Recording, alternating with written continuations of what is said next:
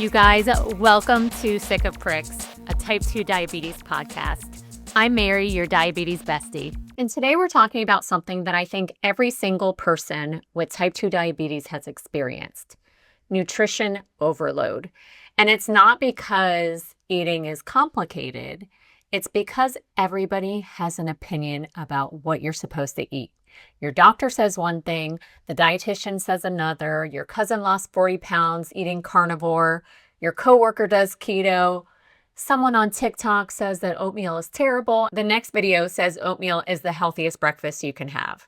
One article says fruit has too much sugar, and then another article says you should eat more fruit. One person says artificial sweeteners will kill you, and then someone else says sugar is worse. But somewhere in the middle of all of that, you are standing in your kitchen just trying to figure out what to have for lunch. Seriously exhausting. Times 30 years almost for me. And I feel like there has to be an easier way. And so I have spent a lot of the last several years trying to figure out the right way. And here's what I found out. And I'm kind of ad-libbing here, so just stay with me. I promise I have a point. I think we spend a lot of time trying to find the perfect way, but I have learned that there is no perfect way, because what works for me doesn't work for you or your friend or your mom or your sister. What works for you works for you. And the most important thing is to figure that out. And the only way to figure it out is to try and see. And I have tried all kinds of ways of eating. I've done the low carb, the Mediterranean, the counting macros, the low fat, the high protein, all of them. And what I have found for me is that mindful eating, paying attention to my portion size, learning my body's hunger cues and satisfaction signals has been a game changer for me. Does that mean it's going to be a game changer for you? I don't know. I can't tell you that. And I think we just want an answer, right? We want someone to tell us what to do, but also don't tell me what to do, because I will 100% rebel against you if you try to tell me what to do.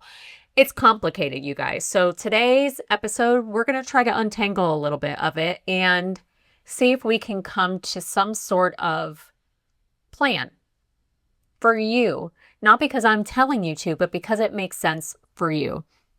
One of the weirdest things I think about having diabetes is that suddenly everyone around you feels like they're qualified to talk about food.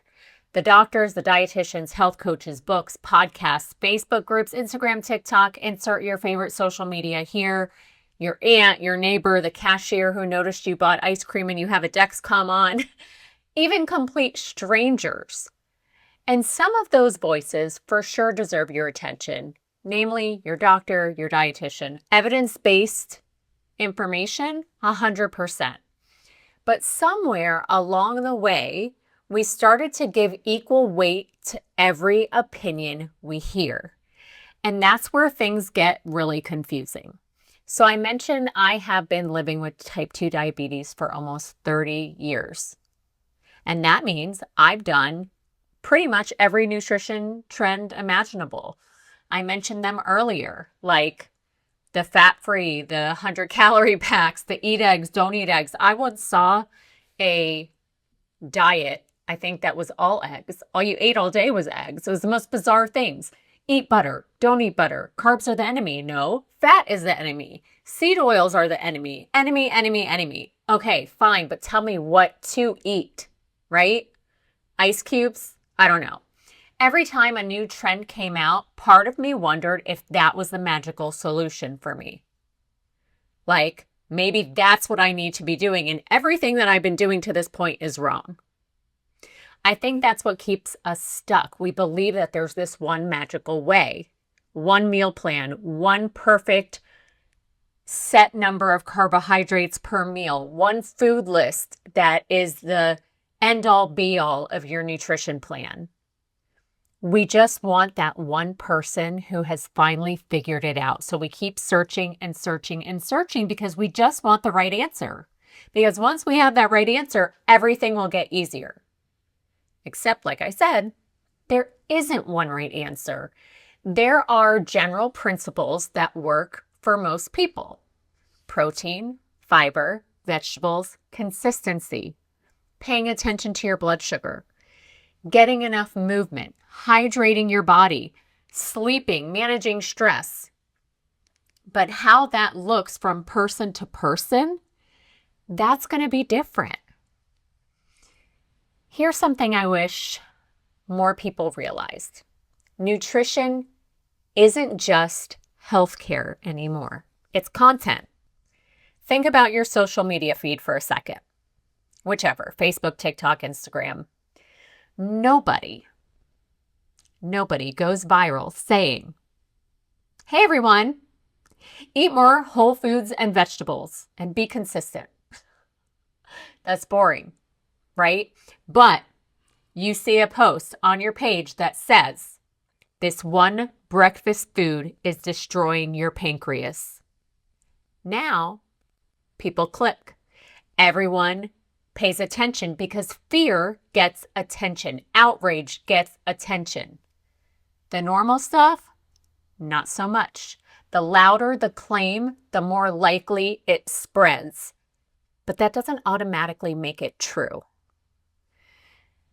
The internet isn't the only place, though, that noise comes from. Sometimes it's sitting across the table from you. You ordered dessert. You know you shouldn't be eating that. You grab a banana. That's a lot of sugar.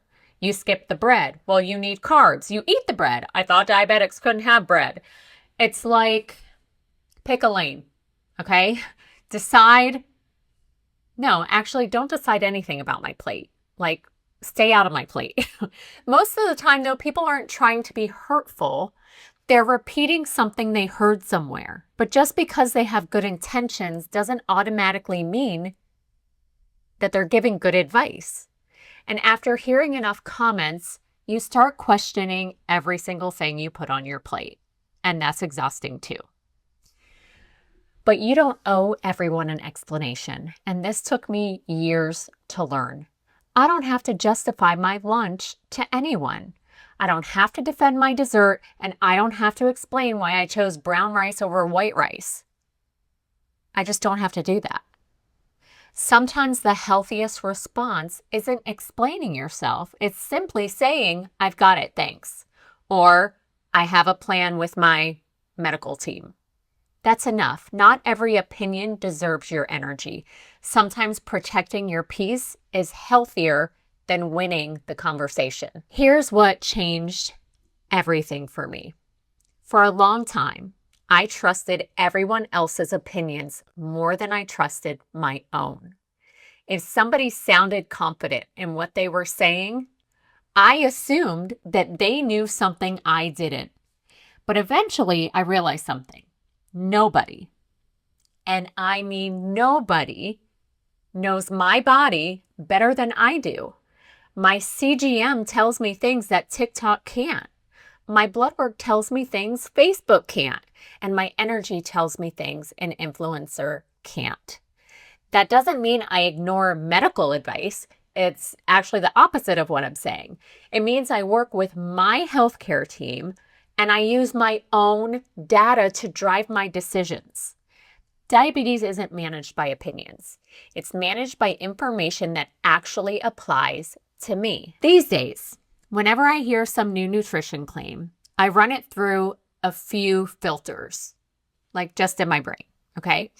Is this trying to educate me, or is it trying to scare me? Is this based on solid evidence or on someone's personal experience? Does this fit my life, or would this make my life smaller? What does my healthcare team think?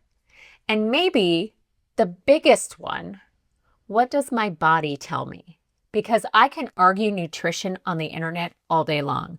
My glucose meter doesn't argue. It gives me the information I need. Maybe you've been trying to find the perfect diet for years, and I get it, I do. But what if the goal isn't finding perfection? What if the goal is building something you can actually sustain, something that helps your blood sugar without making you miserable? Diabetes is already enough work. You don't need food to become another full-time job. Reality is the nutrition noise that we experience every day from the news, from social media, from our friends and family, from our medical teams, every direction it's coming at you, it's not going anywhere.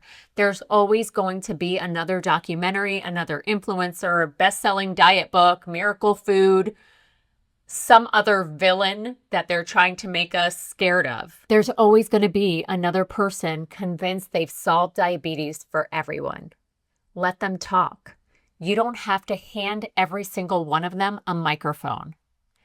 After almost 30 years with type 2 diabetes, I've learned the quieter I made the outside voices, the easier it became to hear the ones that actually mattered. My healthcare team, my own experience, my glucose data, my body. Those are the voices that deserve the front row seats.